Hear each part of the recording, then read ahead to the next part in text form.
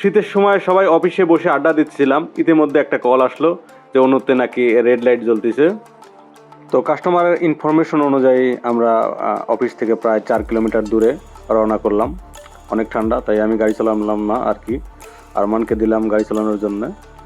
তো যাচ্ছিলাম, খুব ঠান্ডা, সব কিছু মুখটুক ঢেকে আর কি, বললাম আস্তে গাড়ি চালানোর জন্য। তারপরেও মাঝে মাঝে জোরেই চালায়, অনেক ঠান্ডা, বর্তমান অনেক কুয়াশা।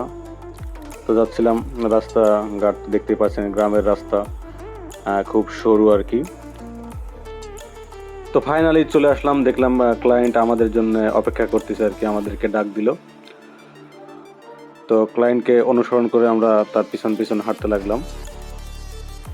বাসাটা পরবর্তীতে চিনতে পারলাম, প্রথমে আর কি চেনা ছিল না, পরে যখন গাড়ি থেকে নামলাম আর কি, তখন ভাবলাম যে এটা তো আমরা এই লাইনটা দিয়ে গেছিলাম। তো যাচ্ছি, ঘরের ভিতরে উনি ঘরটি করলেন, আমরা ওনার পিছন পিছনে গেলাম, কারণ আগে তো যাওয়া যাবে না, ওনার ঘর যেহেতু। ঘরের ভিতরে গিয়ে দেখি সব কিছু আর কি ঠিকই আছে, কারণ উনি যে বললে অনুতে রেড লাইট জ্বলতেছে, কিন্তু না, অনুতে আমরা রেড লাইট পেলাম না। আমরা দেখলাম আর কি যে অনু ঠিকই আছে, ওনার রাউটারে রেড লাইট জ্বলতেছে।